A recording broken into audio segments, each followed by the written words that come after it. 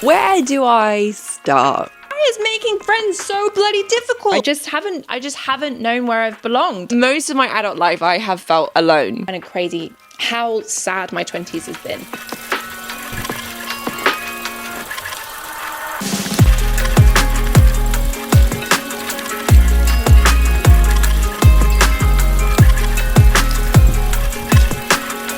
Where do I start? That is the good question. That is the question on my lips at the moment. Where should I start? First of all, I feel like I want to introduce myself. I've never said, hi, I'm Lydia. I don't know where the hell I fit in. I just want to start from the beginning of my life and my journey and everything. We all need to start from the start because I feel like I have a very specific mission in my life now at the moment. I feel like to truly understand my mission of making sure no one ever feels alone, you have to understand my story. And it is a very long, complex, very crazy story of who the heck I am, how I am the person I am today, and why I want to make sure that no one ever feels the way that I used to feel, which is most of my life feeling like I never fit in. Now, okay, I'm kind of glad I never fit in anywhere. Well, to fit in, or I don't know. It's a complicated. We'll go through it. Do you know what? It's so bloody complicated. Welcome to my story. I'm Lydia. I'm Lydia Victoria. It's so nice to meet you. Little bit about me. I'm 28. I'm nearly 29. Oh God, that really hurts me to say. I'm nearly 29. As you'll go along, you'll see that I've not accepted my age. My age, I feel like 20. I said 20. What's 9 plus 10? 21. I would say I feel like I'm more. No, 21.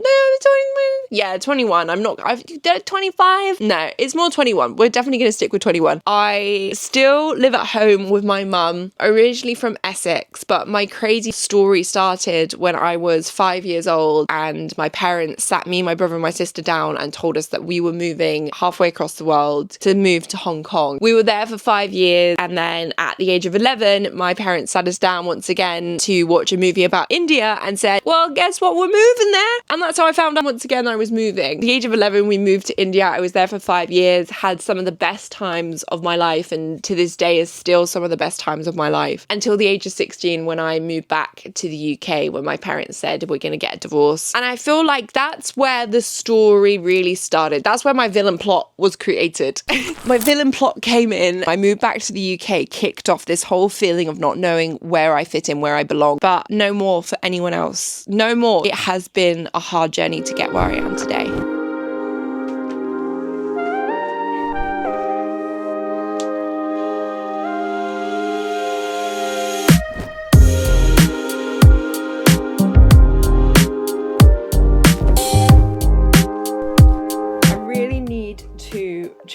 Tidy my room. I really need to tidy my room again today. It just feels grubby and messy, but I can't be bothered to do it right now. I also don't know where my hair toggle's gone. I had a hair toggle to pull my hair out because I hate hair being on my face, and it's just disappeared. I had two, and now they're both gone. I don't know what I've done with it. Oh, what do I do? Just put my hair in a snail bed? Okay, it might be one of these for a sec. Let's just put that on. I've got hair in my face because I can't stand it when I do. Right, let's go down and feed the poopers. Say good morning. Where are you? Hi.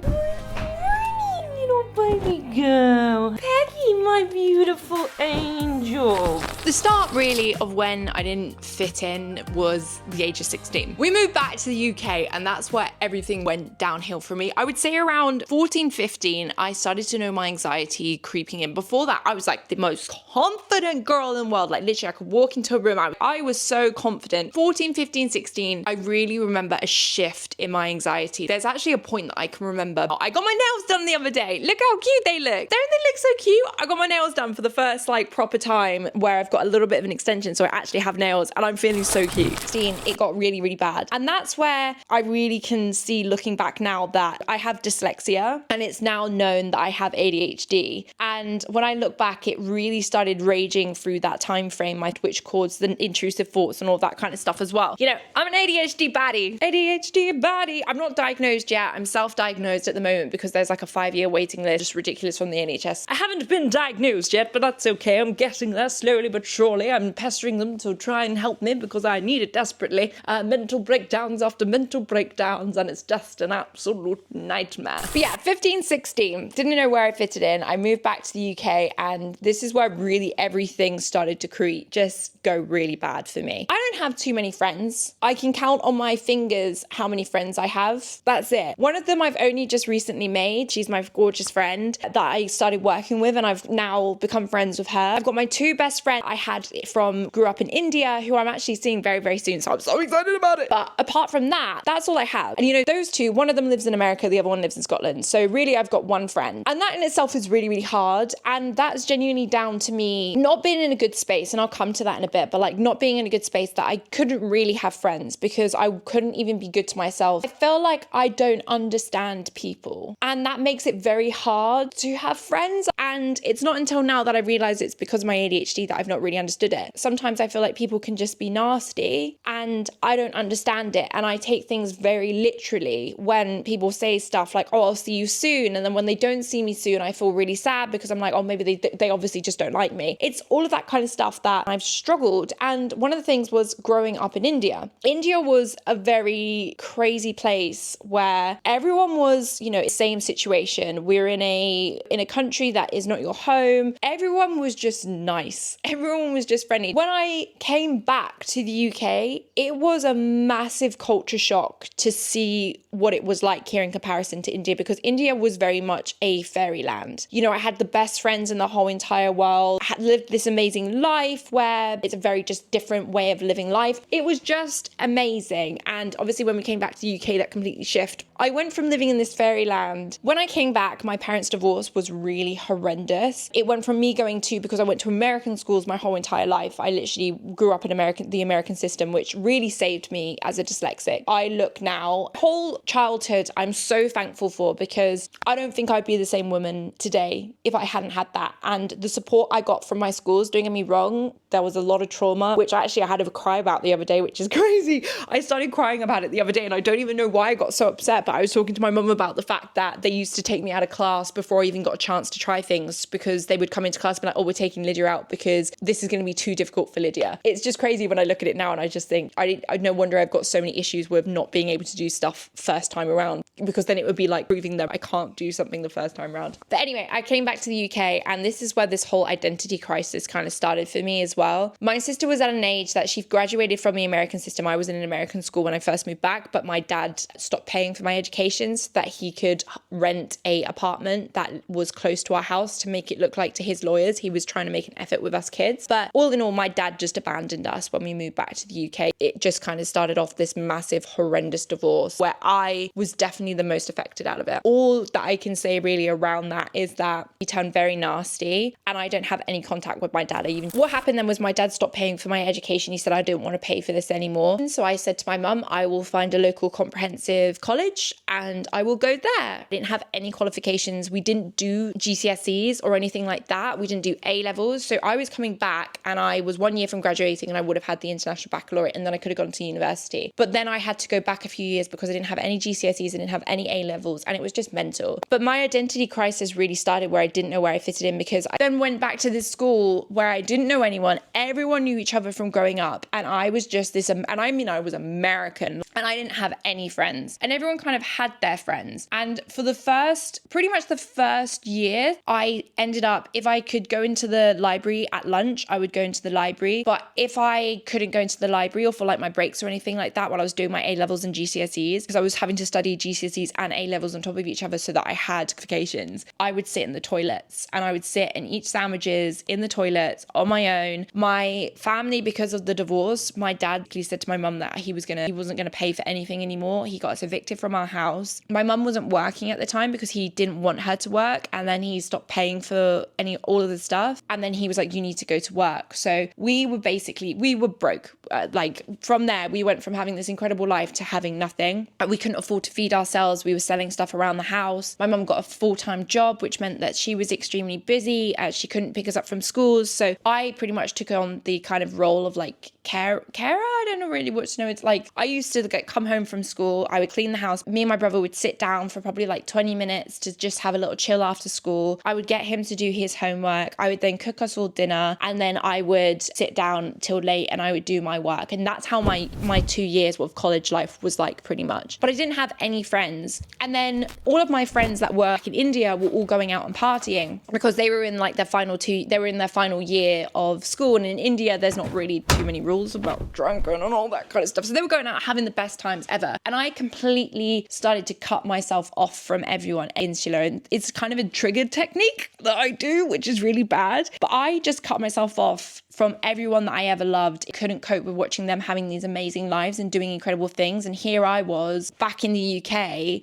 my family couldn't afford to feed themselves. We were nearly homeless. We were literally about to go live and it wasn't for my mum's best friend's husband, who promised that he'd be our guarantor, because all of my mum's family said they didn't want to be our guarantor for a house, and we didn't have enough money, so we were on benefits and things as well because we were in a real pickle. The council couldn't really do too much for us. They gave us a little bit of money, but apart from that, because we couldn't get guarantor, we were screwed basically. It wasn't until, thank God for my mum's friend's husband, that my mum ended up talking to them about it and like begged them, even though it's just her best friends and not family or anything, they were like, please, like, of course we're going to help you and the kids. And we went into a little house, which was some of the best times I've ever lived. But I was going through this really hard time and I stopped talking to everyone. And on top of that, I had no friends. I had really having to understand Britishness. And on top of that, I didn't understand people, but I just didn't know where I belonged or who I was or what was going on. So I did make some friends towards the end, and they were really super lovely. I don't really have much contact with them anymore, and we all just kind of went off to college and did unis and did our own things. But for me, I was like, right, uni, this is where I'm going to come into my prime. I'm going to be amazing. It's going to be great. I'm going to find my people, and I'm going to finally have those group of friends I can fall back on. I'm going to have an amazing time. It's going to be incredible. And it was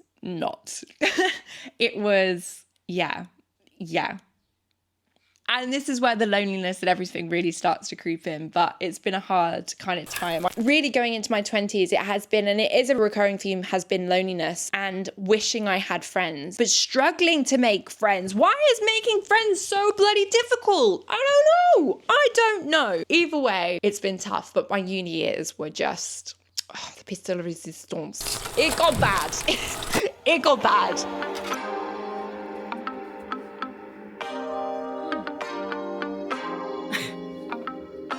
It is 12 o'clock and I have not eaten anything. I haven't had any water. I'm not doing too good. Doing too good on the food front. 12 o'clock, right. I had a bit of a sleep in this morning because I was really tired. I haven't had to sleep in a very long time, and I am closely related to a hedgehog, and I desperately needed a good old sleep in. So I'm really glad that I did do it today, but now it feels like the day is just gone. But I'm glad I did a workout. I desperately needed to, and I desperately needed to do a bit of meditation and things. And now I need to do some affirmations because I do my affirmations every day, and I need to make sure I'm being good with those. I need a bit of brekkie. Let's have a little bit of brekkie. I'm like, what do I need? What do I need? Come on, brain. Need to turn on my coffee machine. And let's have oats. Let's do it. Let's have some oats.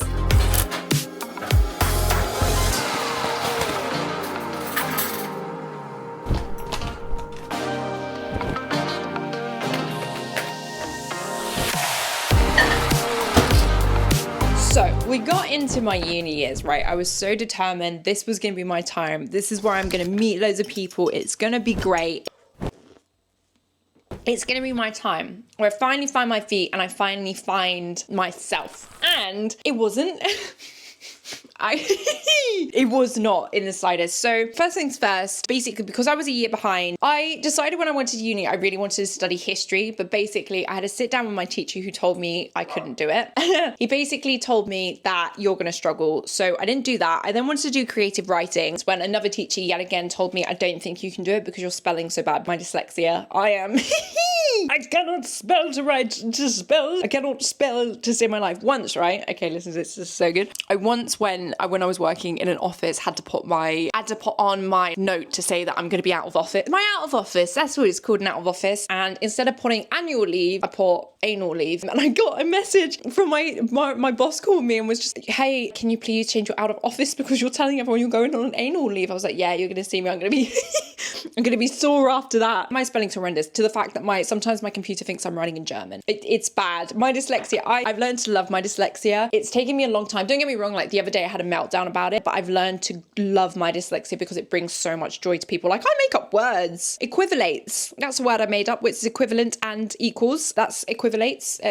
I'll copyright that. Yeah, equivalates. You know, that equivalates to new word. That's what I do, but it brings so much joy to people. But it was really, I struggled through school and it was really tough. But anyway, what was I talking about? That's a good question. I don't know. We'll go sit outside because I don't know what was I talking about? Uni! I went to uni! Anyway, ended up being like, okay, well, what's the other course? What other subjects do I love since I can't do the two that I actually wanted to do? Ended up doing drama. Long story short, it was not actually drama. It was all about the theory of drama. There was hardly any acting in it. Either way, it was just, yeah, it was what it was. I'm gonna throw myself into it. Went to uni. My first uni, I did apply to go to drama schools because I was like, do you know what? Let's give this a go. Let's try do acting. I'm not an actor at all. But I thought we'll give it a go because since I can't do everything else, we'll try. Yeah, didn't get into anything. Basically because of that, then I would have to wait another year to go. I was like, well, why don't you have a gap year? But I had already watched everyone from India go to uni a year before me. I was feeling so far behind and not having those experiences like I wanted to.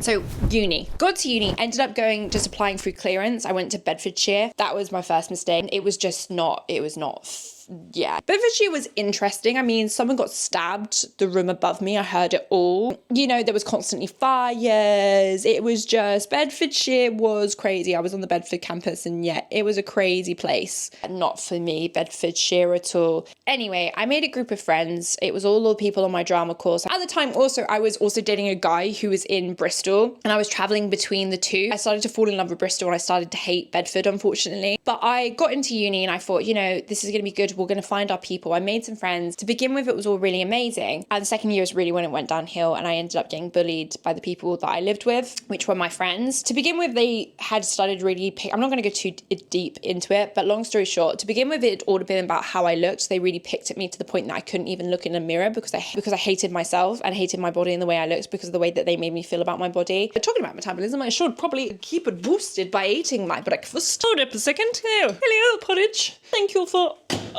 coming into my life. I will be chowing down on you in a second. I got to a point I was living with them and it just got nasty. I started to really struggle. Mentally, I just didn't even leave my room. I couldn't go out. I got depressed basically. And on top of that, what I know now is my ADHD was running rampant. My intrusive thoughts were so bad, like to the point that I could not cope. I have a nasty inner saboteur. She is horrible. She has made my life absolute hell.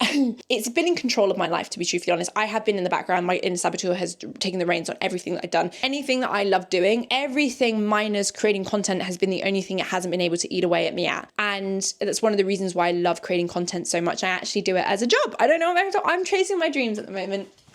I'm chasing my dreams and trying to create content and also working in a little bakery alongside it and I'll talk about that later. But anyway, long story short, I got really bullied while I was at uni. The reason why I believe that they kind of turned on me was because I did tell them I was leaving uni. So I was in my second year and they said, oh, should we get a house for third year? And I did sit them all down and say, look, guys, I'm really sorry. I'm not enjoying being in Bedford. I'm going to leave and I'm going to go to Bristol. And I went to Bristol Uni, which I love Bristol. It's such it has my heart, Bristol. But I said to them, like, I'm just not enjoying it and I'm really sorry, but I won't be coming back. But there was no malice in it in the slightest. But I think what they saw it as was that I was saying that I was better than them, which wasn't the case in the slightest. It was just I wasn't enjoying I didn't enjoy the course. I wasn't enjoying the town. Growing up in one of the two like massive cities in my life, I'm a city girl. I love cities. I live in like the countryside in Surrey and I want to be in a city. I want to be in London. That's me. And I was struggling. It led to me having a mental breakdown and ending up dropping out of uni, my first university. I then went to a second university where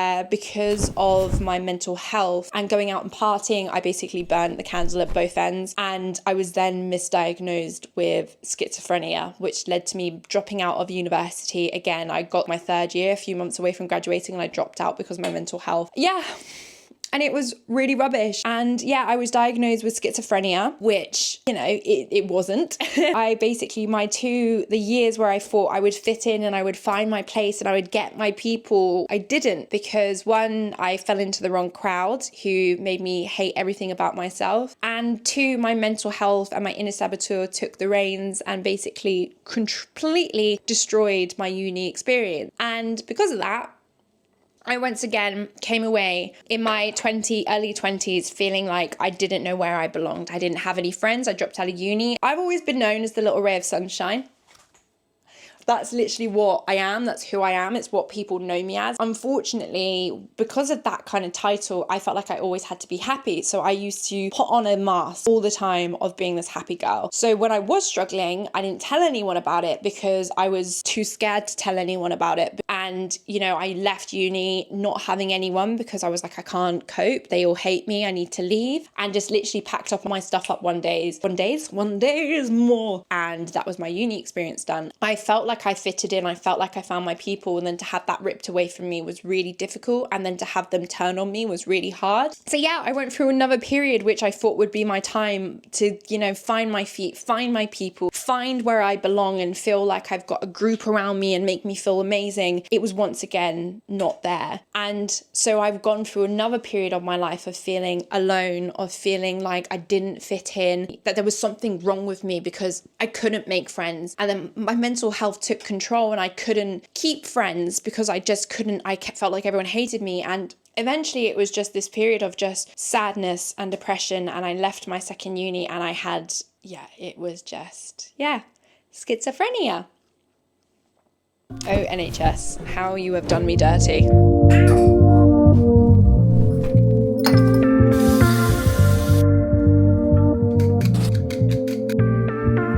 Self-love to comfort any hard times you might be finding yourself in. You'll find affirmation all around certain subjects. I am deeply grateful for the love and support. Grateful for my help.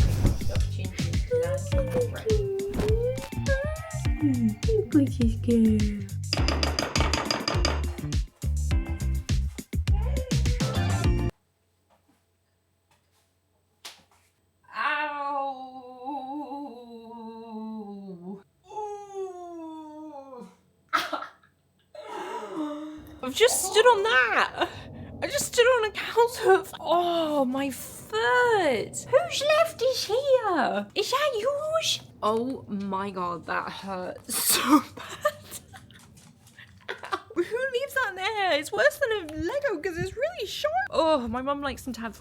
Mum likes them to have my dogs to have natural chews. It means that I'm constantly finding deer legs in my bed or cow's hoof in my feet apparently. Ow, ow. Right, let's sit down. Let's go. I'm hungry. Oh, Lord.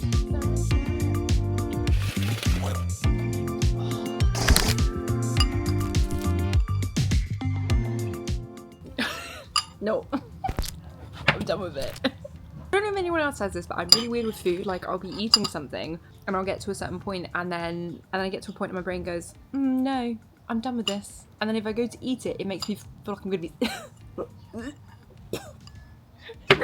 It's so weird. And then I can't eat it because if I then try to force myself to eat the rest of it... Ooh, my doorbell. Oh, my doorbell. Yay! Cool, that's my trousers. I brought these off of Vinted for work and they've literally just wrapped it. It's literally in a white bin bag. Respect it, you know, use the stuff that you have at home. Cool, I've got some trousers for my little bigger job. Anyway, long story short, if I try and force myself to eat the rest of that food, I'm just gonna be sick and then I will never be able to touch that food for the rest of my life. So we don't risk it, so we just finish the porridge. So, schizophrenia. Let's get into that one, right? So, was in university, was really feeling too good. Went to the doctors, explained to them how it's like a voice in my head, how I feel like I'm not thinking these thoughts, but something is like in my head, not my voice, but it is my voice. And I basically, long story short, it was intrusive thoughts. It was like extreme intrusive thoughts, and it was my inner saboteur. They kept saying to me, you're hearing voices. I kept saying, no, I'm not hearing voices. It's all in my head. They're like, yeah, but you're hearing voices. The doctors, they got the psychosis team involved, and I was diagnosed with schizophrenia. Put on hardcore antipsychotics, went to uni for a little bit, and then was like, do you know what? I can't do this. I cannot do this. And I ended up dropping out of university, which led then to years of drinking heavily. I drank so much to get back to feeling like myself, but I wasn't feeling like myself. The only time I felt like myself was when I was drinking. So I drank heavily. I cut all ties. I didn't have any friends. I was once again alone. I got into some really horrible relationships, which I'm never going to go into, but really abusive kind of relationships, which I felt like that was all I was deserving of. And it was really, really horrible. I was constantly, the whole way through after leaving uni, was having this mental breakdown after mental breakdown after mental breakdown. And my mum was by my side the whole entire time. I moved home for a bit, moved in with boyfriends, came back home,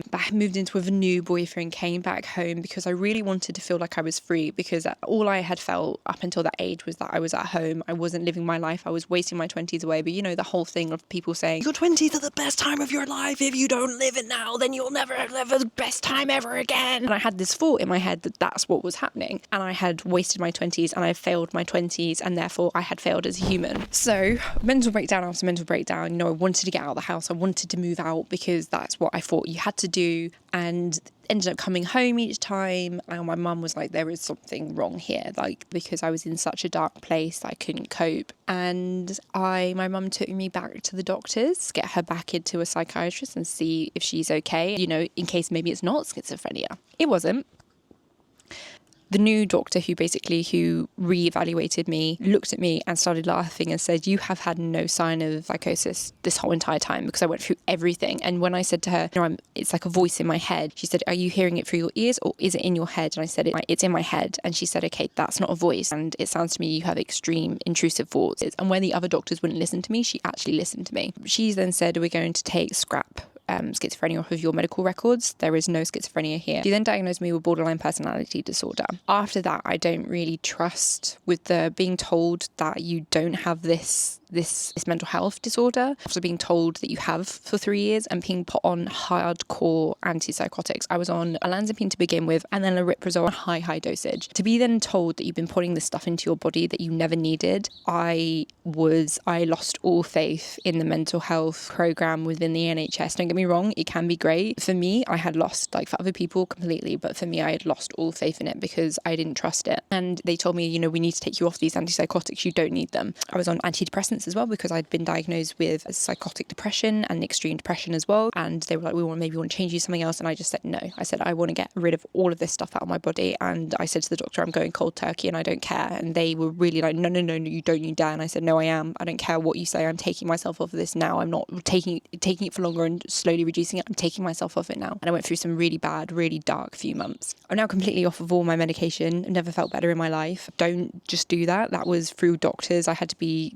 reviewed and checked and made sure I was okay the whole entire time. And obviously medication is amazing. It really did help me up until that point. Once I found out I didn't need it, I was just like, no, I don't need it. It's not a cure, but it's a great crux to help you get better. After that, then I was like, okay, let's do this. And for months, and for probably I'd say about, I would only say it's only just starting to wear off, and we're like 3 years down the line, and I'm only just starting to feel everything's just starting to come in now. Had these years of, again, continued to drink. I then got a dog who saved my life, Betty. She's my angel, but she really did save my life because I put all of my energy in her. I stopped drinking. I go out and I party, but I have the control over myself now, which I didn't have before. And at the time I did have an issue. I was researching like what makes you an alcoholic, how much to drink, does that make you an alcoholic? And I remember something in my brain snapping and going, if you're researching how much makes you an alcoholic, then surely there's something wrong because you're concerned about how much you're drinking. And I stopped drinking. I went cold turkey again, stopped drinking. And yeah, I basically started to heal. I started exercising. As you saw, I did some exercise. I did my meditation and I removed any negativity out of my life. I left a job that made me really miserable. And I'm now in a place where I'm feeling so much better. Obviously, the years went 3 years, and only till about last year, really back in 2013. Wait, when is it? 2023? 2023, I've lost... I've lost 10 years. I've lost 10 years. No, in 2023, I started to notice, and I was starting to feel how I felt for all of the medication and all that kind of stuff. And I was a bit like, oh my God, this is happening again. What if I have a mental breakdown? Anyway, was on TikTok one day. The typical story was on TikTok one day. My For You page just put up a video. It was like, oh, that's all me. ADHD women. I was like, okay, that's a bit weird. Okay, ADHD, definitely not that, because all it is fidgeting and all that kind of stuff. That's what you're taught. What are you doing? Do you want to get down? Hold up 1 second. My dad wants to get... What are you doing? You trapped? Oh, you can do it. I believe in you. Then, obviously, it sees that you've liked this video. More of it came up and more of it came up. And I started, okay, that's really weird. This is me. This is me. Like, I don't understand. After a while of seeing numerous things, if you have all of this, you've got ADHD, to go, okay, let's actually have a look and see what this really is. And when I tell you I had an aha moment, I sat down one day, went on YouTube, watched loads of videos around ADHD, and literally it was like everything in my life made sense. Everything from the anxiety to the intrusive thought to the inner saboteur to the fact that I am hardly present in myself because I'm constantly in my head. Everything, the rejection disorder, dysmorphia, rejection. It's a long word. Rejection, sensitivity, I can't remember what it's called now. RDS. And then everything. Time management, not being able to think. My memory. I always used to say I had short-term memory loss, and it's a symptom of ADHD. Everything made sense. So all of the years of being on this hardcore antipsychotics. Oh my God, that was did you see that giant wasp? That was a massive wasp. That was terrifying. He was like, you want some. But he not the wasp, but it all made sense. All the years of the antipsychotics, all of the years of feeling like I didn't fit in, feeling like I didn't understand people, just taking things really literally, not understanding everything. It was like something made sense, and all of it was all ADHD. And now I'm learning more about ADHD every day. I'm researching, I'm listening to podcasts, and finding out more about myself. And obviously I got diagnosed with dyslexia when I was really, really young. And she was like, how did we miss that you had ADHD? And it's because there was no information out there about it. And that's why, especially in women, it was all about boys and how, the troublemakers, they can't sit still, they're causing ruckus in school. And I wasn't like that in the slightest. I was loud, but I was quiet, but I was always in my head. I was daydreaming. I daydreamed so much. I had the most amazing imagination. Like, sometimes I feel bad for other people that they don't have my imagination. All of this, it was all ADHD this whole entire time. Now I am out of my bad period. I would say probably from this year, I've started to feel good in myself. I've got a little part-time job. I'm following my dreams. I have taken it upon myself after losing a lot of my 20s to follow my dreams and make my life for me, because I've been really envious of my life. Not envious.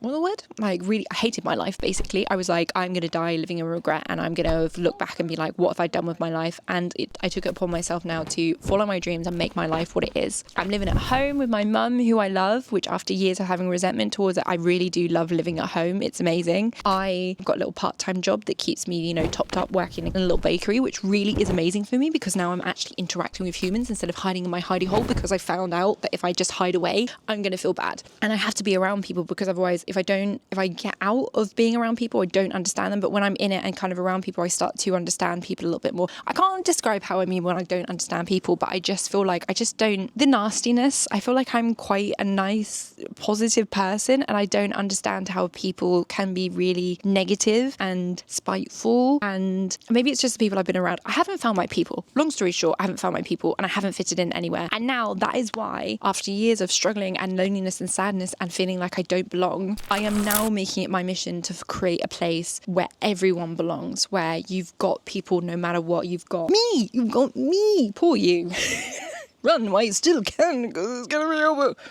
But after 28, what was 16? Wait, 20, 17, 18, 24, 25, 26, 27, 29.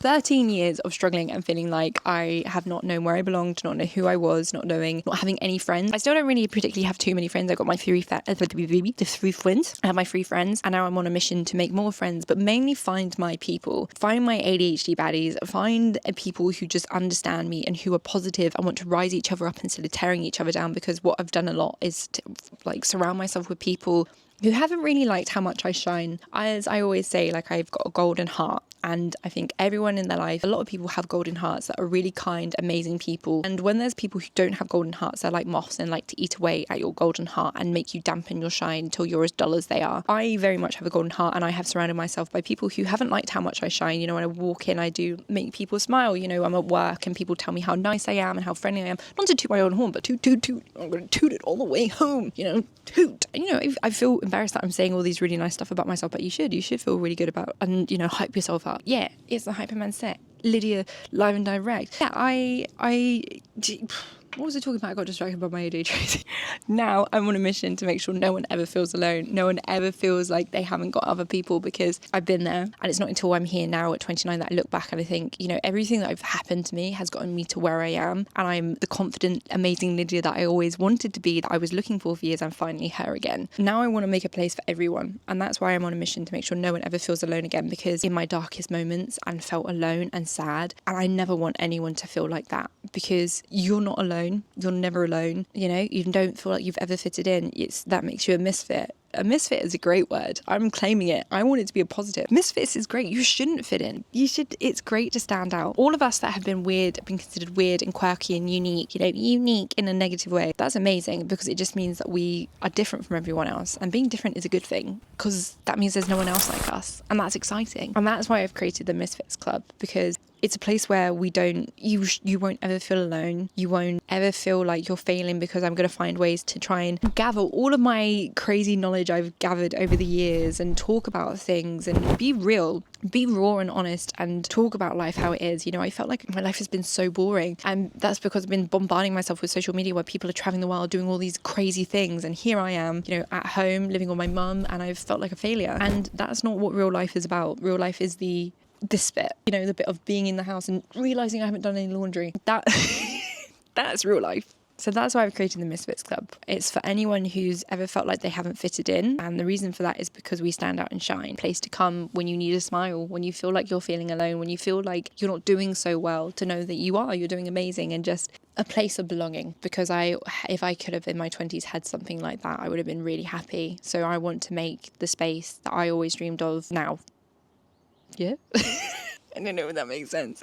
So yeah, welcome to the Misfits Club. I've got the Misfits Club, and I'm so excited for it to begin. The doors will open every Monday for everyone to come in and to learn. You know, obviously I'm an ADHD baddie, so I will try and make the time frames, but it's difficult for me. But that's it. That's why I'm on a mission to make sure no one ever feels alone, because I've been there, done that. As what's his name? Pitbull says, been there. If anyone going through tough times, believe me, been there, done that. That's why I'm doing it. I want to create the space that I always wish that I had when I was going through my darkest places, for anyone now who is going through the same thing, because I know how hard it can be. I just want you to feel like you have a place to come, and a place to make you smile, and a place to grow and learn and create a community, and just have a good time. That's what we need to do. So welcome to the Misfits Club. I'm so excited to have you. As an honorary member, know that I absolutely love and adore you, and welcome to the club. It's for whatever you want and whatever you need. The Misfits Club is always here. So on that note, until I see you next time, take care and keep shining. Love ya!